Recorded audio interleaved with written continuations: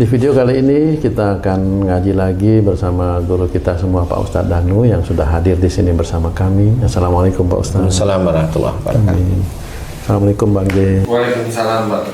Sahabat beriman, para pemirsa dimanapun berada, kita langsung aja nih bincang-bincangnya dia dengan guru kita Pak Ustadz Danu.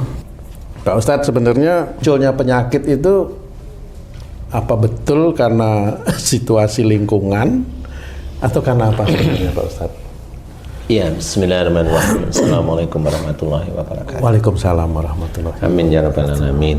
Iya, sebenarnya pemicu utamanya orang sakit itu bukan persoalan lingkungan, bukan persoalan karena polusi atau karena apa, kecuali kalau dia minum racun ya beda ya dia.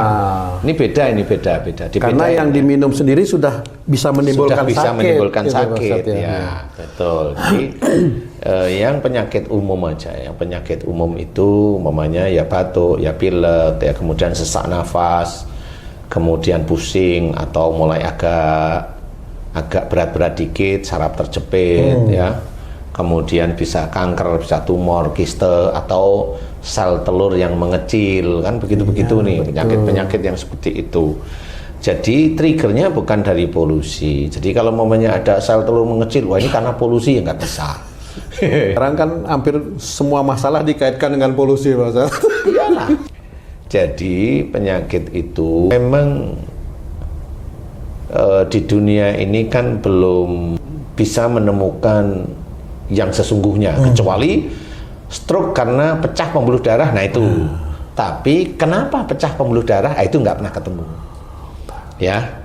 Kemudian pembuluh darah jantung tersumbat, dia kena jantung koroner sehingga harus pakai ring. Nah, kenapa kok bisa ada sumbatan pada pembuluh darah di jantung? Terjawab, mamanya kolesterol tinggi. Pertanyaan, kenapa kolesterol bisa tinggi? Kan itu harus dicari. Nggak semua orang yang gendut, nggak semua orang yang gendut kolesterolnya tinggi. Nggak semua orang yang kurus tidak terkena kolesterol. Kan seperti itu. Jadi harus difikirkan, harus bijak memikirkan sesuatu. Nah, disinilah sebenarnya di dalam Islam itu sudah diberitahukan oleh Allah Ta'ala bahwa kita harus mencontoh Rasul. Makanya Rasul itu sebagai uswatun hasanah, sebagai contoh yang baik dari perilakunya, perilaku sehari-hari, dari cara berpikir, melihat sesuatu, mendengarkan sesuatu, membicarakan sesuatu, bergeraknya, kemudian semuanya apa saja. Sampai banyak teman-teman yang nyunah itu sampai duduknya, sendennya, cara megang kakinya, kalau habis subuh itu bagaimana duduknya Rasul itu ditiru sebenarnya. Ya nggak apa-apa, boleh-boleh aja seperti itu. Tapi itu nyunah gerakan. Ya. Akhlak itu banyak. Jadi akhlak itu adalah dari sebenarnya diawali dari nafsu seseorang. Nah, nafsu inilah harus mencontoh Rasul yang nafsunya tidak berlebihan, standar sebagai seorang muslim. Kemudian juga bisa dieliminir nafsu-nafsu yang tidak baik. Nafsu-nafsu yang baik, Rasul itu biasanya tetap itu dari Allah Ta'ala, diminta melakukan ini, diminta melakukan ini, diminta melakukan ini, seperti itu. Nah, itulah kita mencontoh akhlak Rasulullah. Selama ini akhlak yang berhubungan dengan melihat, yang berhubungan dengan berpikir, ini akhlak ya. Yang berhubungan dengan mendengar, yang berhubungan dengan bicara. Bicara nanti dibagi macam-macam, semuanya ya, termasuk melihat, mendengar, berpikir itu dibagi macam-macam. Bicara dengan nada lembut, bicara nada agak keras, bicara lembut tapi menyakitkan. Nah, ini beda lagi. Bicara yang lembut menyakitkan terus, nggak kasar. Ada bicara yang nggak menyakitkan tapi teriak-teriak. Istilahnya, kami dari suku ini nggak bisa bicara lembut. Nah, ya serah aja kan. Allah aja menyuruh kita itu lembut dalam segala urusan. Ya, kemudian apa? Nada bicara aja udah beda-beda. Dari yang lembut, kelihatannya lembut tapi menyakitkan ada. Yang lembut karena takut ada. Ini loh, mah sama istrinya. Ini mah, saya mau ini boleh? Gitu. Mau apa kamu? Mau beli mobil mah. Uangmu ada nggak? Kan mama yang bawa. Itu lembut karena takut kan. Jadi dari mulai bicara itu nanti macam-macam. Nah, di titik macam-macam inilah sebenarnya penyakit dari tenggorokan, mulut itu banyak. Dari melihat sesuatu tersinggung apa enggak, nanti penyakit di mata itu banyak. Jadi bagaimana dia dikasih nasihat, dia terima dengan enak, dengan lega, apa dia dikasih nasihat diem tapi menolak, itu beda-beda. Kalau dikasih nasihat dia menolak, dikasih pandangan dia menolak, atau kasar dia juga menolak, nah itu nanti dia muncullah katarak seperti itu. Nah, katarak itu dari polusi? Enggak juga. Katarak insya Allah selama ini saya teliti memang orangnya relatif kalau diberi masukan itu menolak seperti itu. Nah kemudian tenggorokan sama, akhirnya kayak Haji J namanya gatel terus.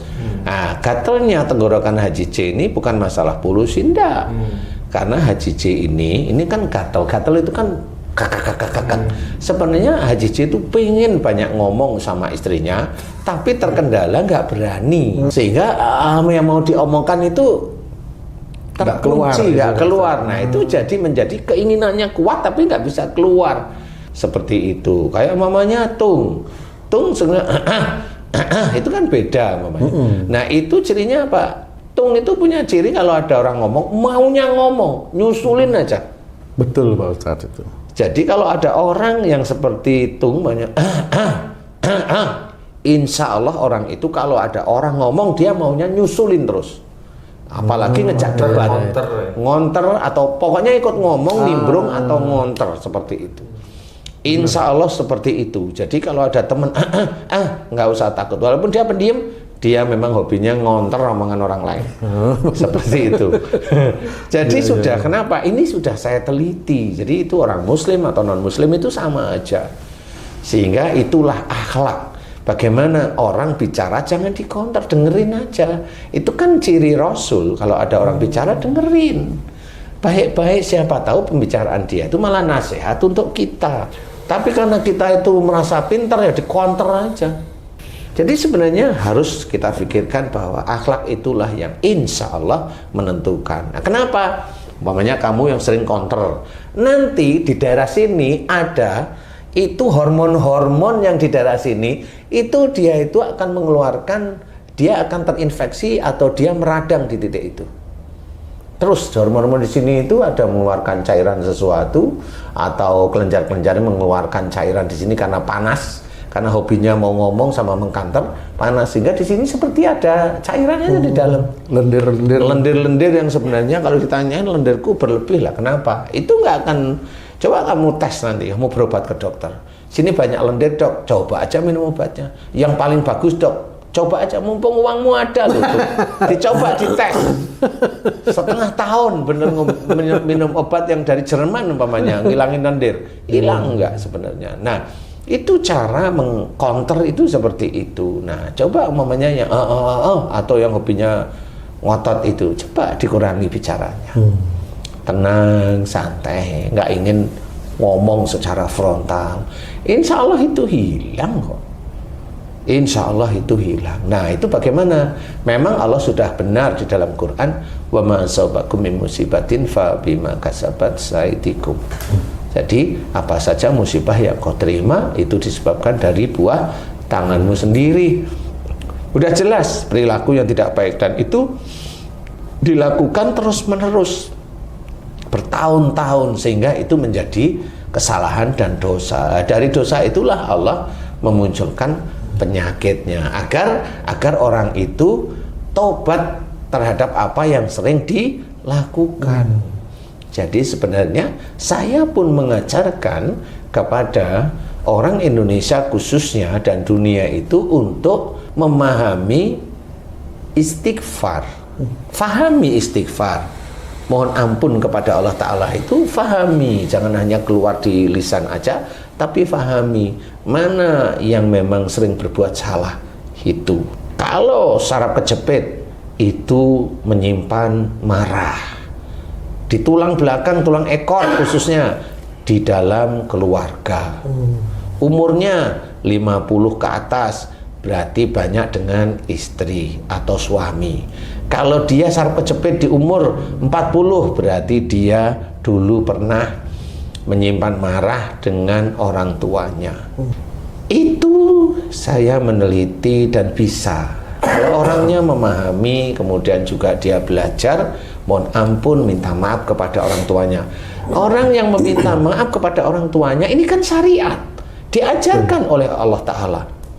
Diajarkan oleh para ustadz seluruh dunia. Betul. Kalau salah meminta maaf kepada yang bersangkutan, loh itu diajarkan.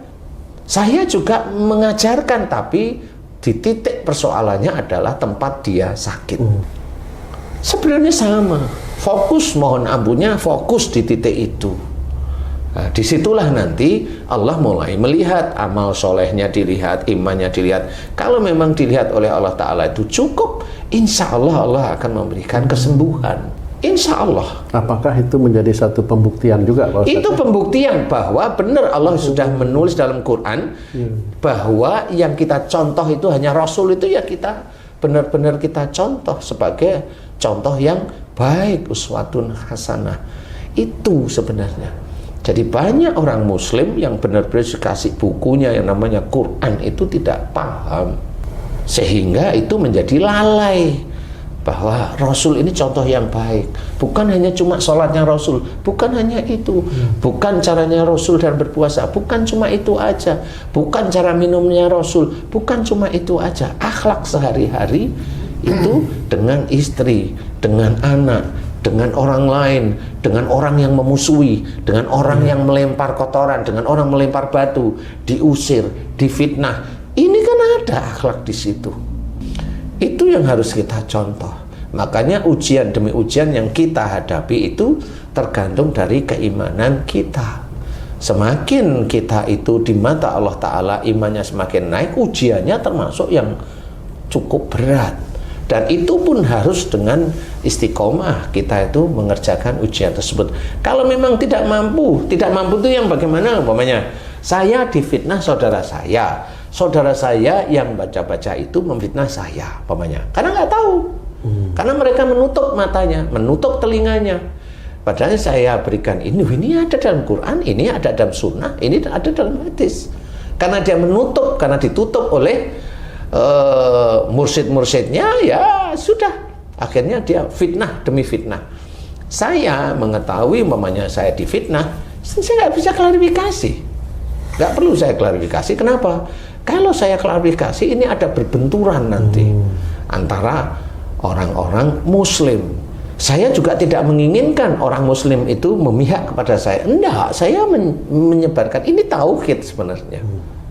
Nah, disitulah sebenarnya orang harus berpikir, kalau kamu menggunakan bacaan sembuh enggak? Harus objektif. Kalau nggak sembuh, pakailah otak. Nggak ada yang keluar syariat di sini. Seperti itu. Nah, disinilah sebenarnya taubat yang harus kita kerjakan itu. Loh, mereka itu taubatan nasuha itu ngerti loh. Taubatan nasuha gimana sih? Gimana sih coba? Kan mohon ampun atas apa yang dikerjakan, menyesali perbuatannya, tidak mau mengulang lagi. Lah kan benar sudah. Kita itu mengajari taubatan nasuha di titik dia itu sakit, kan seperti itu. Nah, disinilah harus kita pahami bahwa sakit itu insya Allah, kata Allah, apa saja musibah yang kau terima itu dari buah tanganmu sendiri, jelas sekali, ya. Dan itu harus kita pegang bahwa itulah firman Allah, kalamullah, dan itu harus kita pahami. Kemudian kalau kita sudah tahu, oh iya ini dari dosa, ya mohon ampun.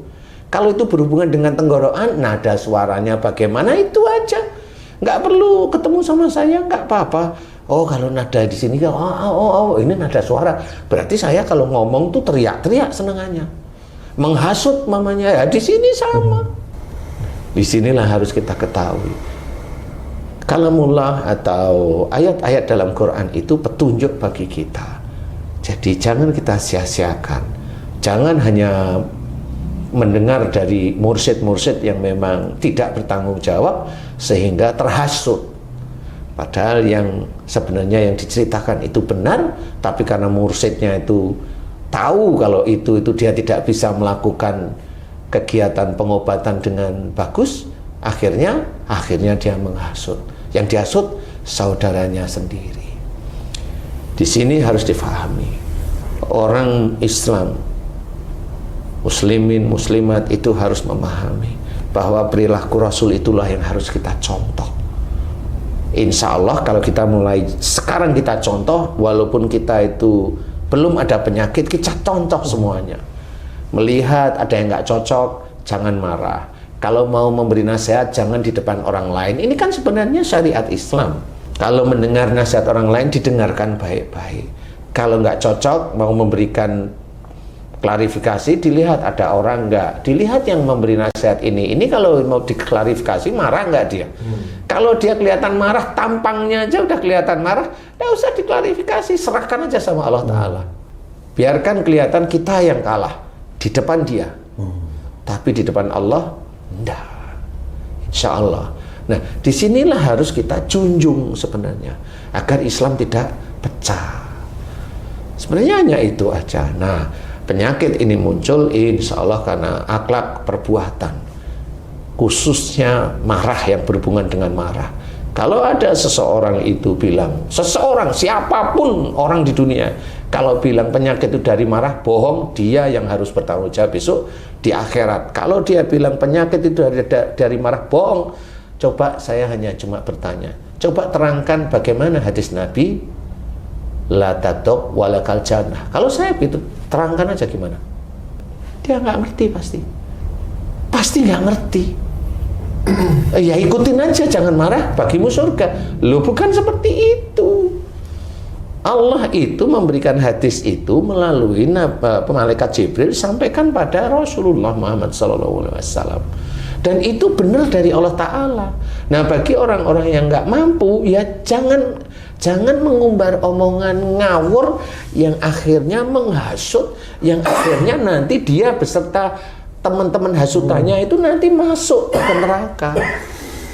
La taktub walakal jannah, itu betul itu. Jangan marah, bagimu surga. Coba kita balik, kalau marah kamu masuk neraka. Coba itu betul-betul masuk nerakanya gimana? Kenapa marah ini masuk neraka? Coba kamu berpikir. Kalau ada seseorang sakit itu dari marah itu bohong, dia nggak pernah tahu, dia nggak punya silabus. Padahal diceritakan di ayat yang lain, wala nutikannahum minal adabil adna dunnal adabil akbar. Nah, sungguh Allah akan menimpakan kepada mereka siksa kecil di dunia sebelum siksa besar di akhirat. Siksa kecil di dunia ini apa? Sakit. Siksa besar di akhirat itu apa?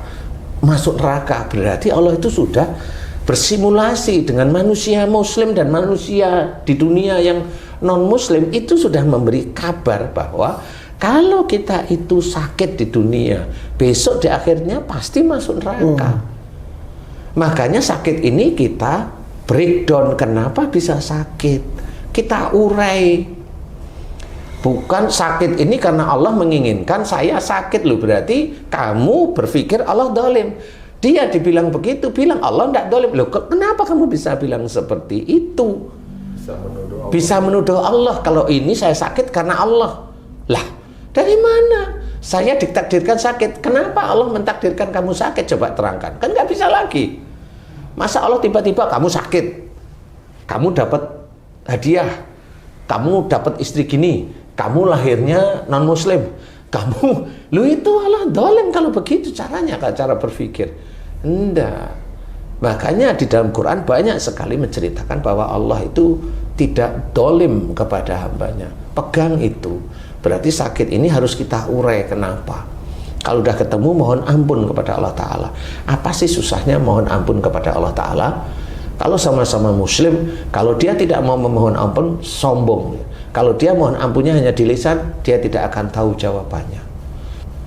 Nah, inilah Kenapa sakit itu insya Allah dari perbuatan manusia sendiri? Ya karena itu, kalau dia itu berbuat salah, dia akan nilai negatif. Nanti dia salah lagi, negatif. Lama-lama negatifnya kan banyak. Kalau sudah dianggap oleh Allah Ta'ala cukup, Allah memang mengutus dari negatif, dari dosa yang banyak ini, munculkanlah sakit agar dia itu kembali ke jalan Allah. Itu aja sebenarnya Allah itu. Makanya istilahnya ihdinas siratal mustaqim itu sebenarnya orang itu nggak paham bahwa setiap hari dirinya itu dikasih petunjuk oleh Allah, dikasih petunjuk jalan yang benar. Tapi mata manusianya itu nggak sanggup, nggak ngerti kalau dia dikasih petunjuk jalan yang benar.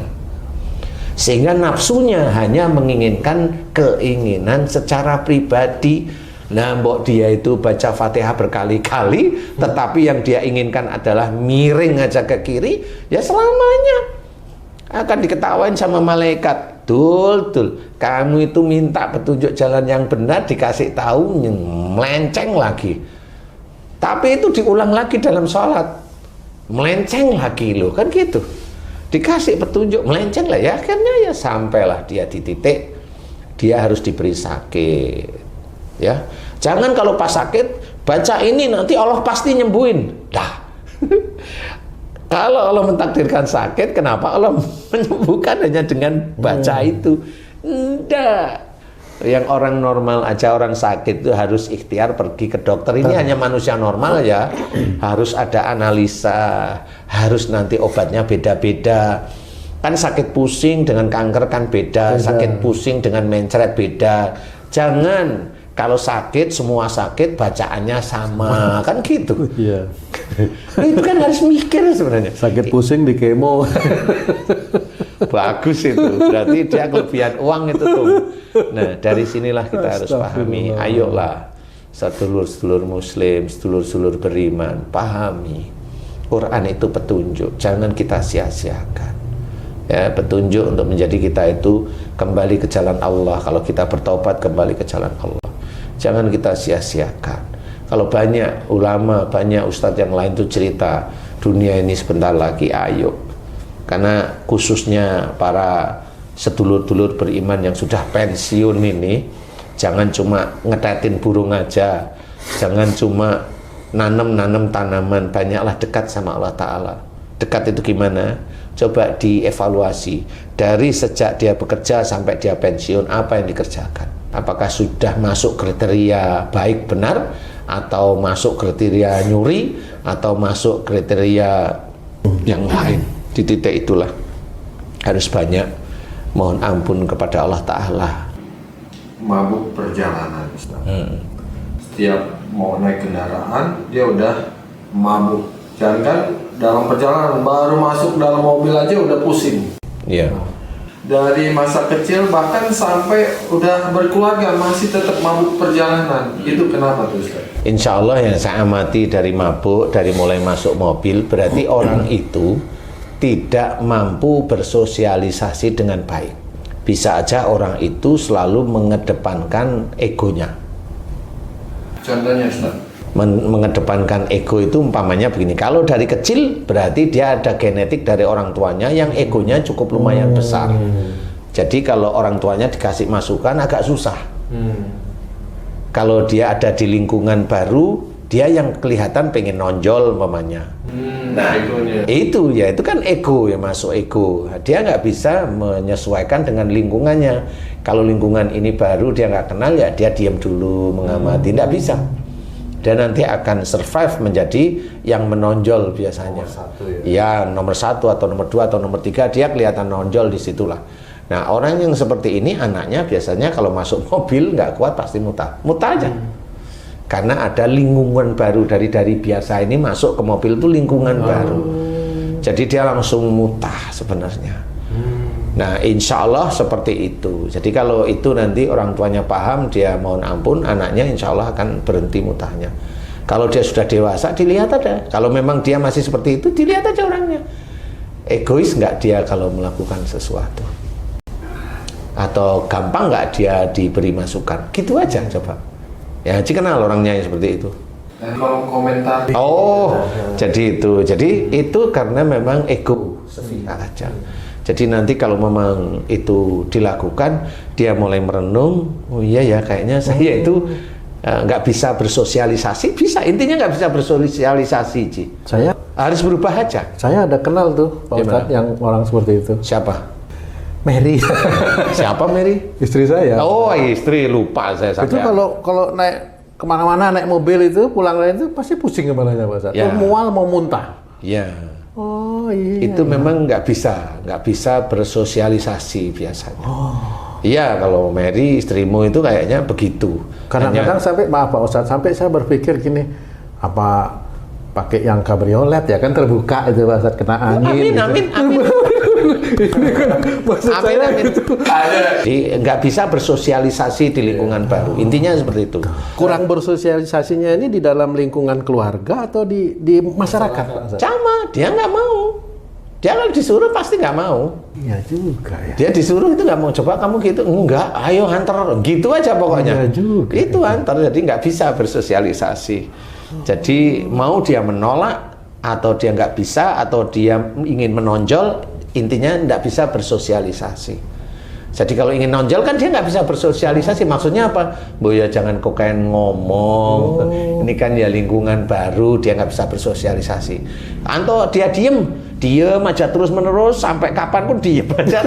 Ya itu ya, mbok ya ngomong. Ini kan lingkungan baru ya, walaupun guyu, senyum kayak apa ngomong apa kayak untuk bersosialisasi. Jadi biasanya seperti itu, orangnya yang ekstrovert atau introvert itu yang bikin masalah mual kalau naik mobil, insya Allah seperti itu. Maaf ini Pak Ustadz, itu kalau secara pribadi kan istri saya kan harus introspeksi dan berubah. Kalau saya sebagai suami, apa yang... Ya pergi aja kamu. Iya, maksudnya pergi, nasihatinlah istrimu, istri, gitu loh maksudnya. Kalau nggak bisa, Kamu harus bersosialisasi gitu. Saya juga kata-katanya itu agak susah. Nah itu terserah kamu, yang punya istri kamu. Iya benar ya. Iya, mudah-mudahan ini bisa menjadi manfaat. Allahu a'lam. Terima kasih banyak Pak Ustadz. Alhamdulillah masukannya nih. Sahabat beriman, para pemirsa dimanapun berada, ini satu pembahasan yang cukup bagus ya dan mendasar sekali, khususnya bagi kita orang-orang Muslim. Mudah-mudahan kita bisa mengambil hikmah, pelajaran, dan akhirnya bisa kita praktekkan, aplikasikan dalam kehidupan kita sehari-hari, khususnya bagi diri saya dan kami yang ada di sini. Terima kasih banyak Pak Ustadz.